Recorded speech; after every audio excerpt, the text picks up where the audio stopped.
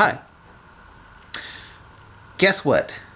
2 weeks from today, actually almost less than 2 weeks now, there'll be no more Oblamer in the White House. You want to know something? In 2 weeks, I just might celebrate. I might actually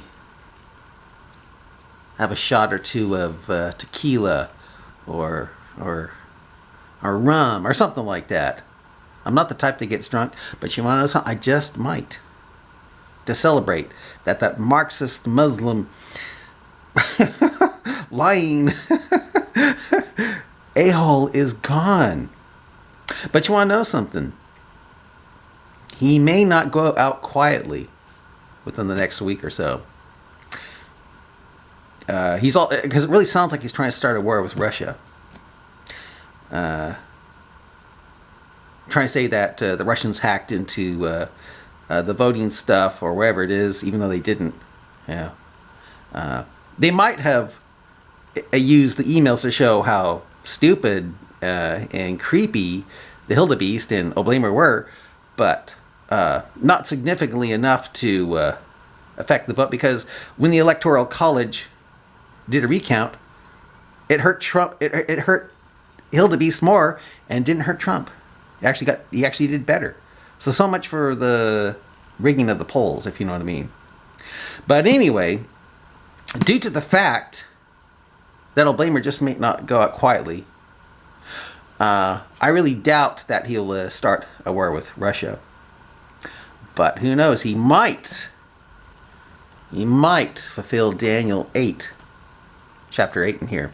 And I'll read you Daniel 8 and see what you think. Well, basically what Daniel 8 is about, it's about this ram that's having a fun time in the Middle East. You find out the ram is Medo-Persia, which is located in current Iran today. And it's pushing here and there, like north and south and toward.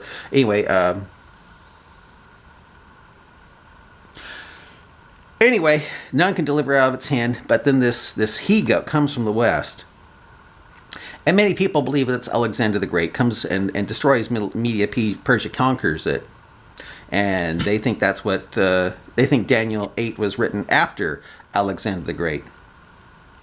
But if you read it, it sounds like whatever happens with Alexander the Great and Media-Persia takes place again in the future with the future Antichrist. He comes, he breaks it, he breaks the two horns, which could be Sunni and Shia Islam, and becomes great. And then, anyway, then it sounds like what took place. It sounds like he becomes the Antichrist. So anyway, instead of Oblamer causing a nuclear war with Russia, maybe he will become that he-goat, and with color, not touching the ground, break the two horns of Islam in Iran. So we'll see here. I'll read it to you and see what you think, okay? Okay, chapter 8. Now, I've had this Bible since I was 9 years old. It's fallen apart. I taped it back together again. Actually got in the Mormon church when I was a Mormon. And you want to know something? The Mormon church, the Book of Mormon and the Bible,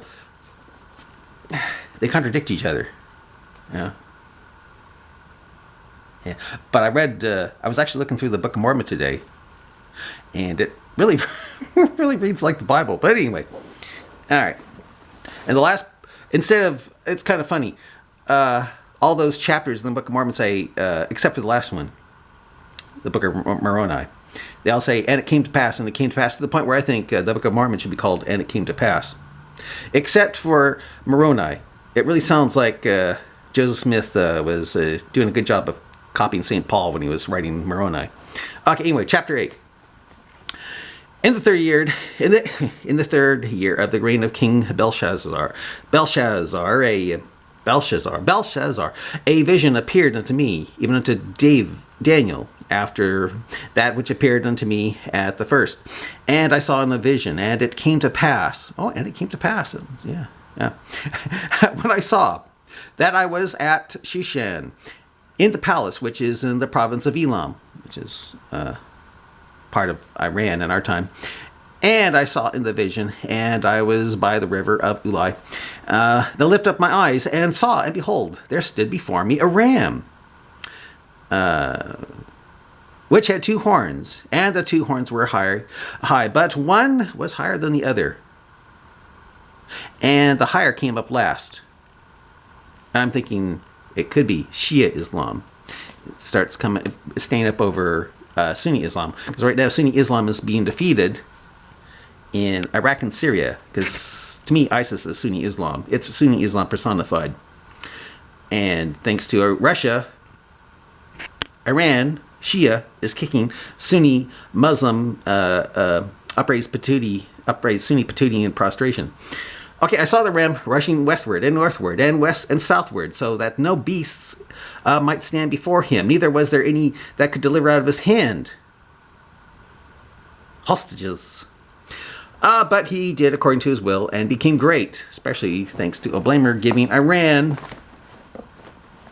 so much money to build nukes and stuff like that. Okay. And I was considering, behold, an he-goat came from the west on the face of the whole earth, and touched not the ground.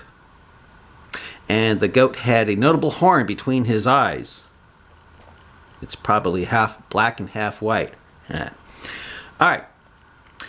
It touched not the ground. The reason why it touched on the ground, because if Oblamer really does attack Iran, he won't use ground troops. He'll use missiles, probably. Okay, I came to the ram that had 2 horns, which I had seen standing before the river, and ran unto him in the fury of his power. And I saw him come close unto the ram, and he was moved with choler, means anger, against him, and smote the ram, and brake his 2 horns. And there was no power in the ram to stand before him. But he cast him down to the ground and stamped upon him. And there was none that could deliver out of his hand. None could deliver the ram out of his hand. I guess Putin doesn't help him, if that is Iran here. Therefore the he-goat waxed great, very great. Now, see, this is, I think, talking about Alexander the Great, but what happens here seems to mirror later on with the Antichrist. Okay, anyway. And when he was strong, the great horn was broken, and for it came up 4 notable ones toward the 4 winds of heaven. And out of one of them which came forth a little horn, which waxed exceedingly great toward the south and toward the east and toward the pleasant land, which would be the Holy Land, which I think is Israel. Okay, now out of that supposedly is going to come the Antichrist, okay? All right, we'll see here. All right. And it waxed great even to the host of heaven, and it cast down some of the host of the stars to the ground and stamped upon them. Atheists love to have fun with that one because they think that means real actual stars. You know, it's like, oh, look, stars coming down. Well, I think stars are the kind of like a... now remember, this is supposed to be a third of the host of heaven fall down, and I think those are demonic spirits coming down. Okay. Yeah, he magnified himself even to the prince of the host, and by him the daily sacrifice was taken away, and the place of his sanctuary was cast down. And a host was given him against the daily sacrifice by reason of transgression, and it cast down the truth to the ground, and it practiced and prospered. Then I heard I heard one saint speaking, and another saint said unto that certain saint which spake, How long shall be the vision concerning the daily sacrifice and the transgression of desolation, to give both the sanctuary and the host to be trodden under foot? And he said unto me, Unto 2,300 days, then shall the sanctuary be cleansed. I think that's 6.5 years. So I guess if you see Iran getting blasted by Oblamer, I guess that'd be the start of the tribulation. And it goes for 6.5 years. Okay. And it came to pass when I, even Daniel, had seen the vision and sought the meaning, for the meaning, then, behold, there stood before me as the appearance of a man. And I heard a man's voice between the banks of Ulai, which called and said, Gabriel, make this man to understand the vision. So he came near near where I stood, and when he came, I was afraid, and I fell upon my face. Muslims like to say I had his patootie in there when he fell upon his face. But he said unto me, Understand, O son of man, For at the time of the end shall be the vision. So if you see Iran getting blasted by either Oblamer or Oblamer's great grandson or Oblamer's great grandson, you know that it's the end time here. Okay. Okay. Behold, I will make thee know. Yeah. Yeah. Yeah, shall be. Then the man, which I saw, having two. Then excuse me. He says, the ram, which thou sawest having two horns, are the kings of Media and Persia, which are located in Iran in our time.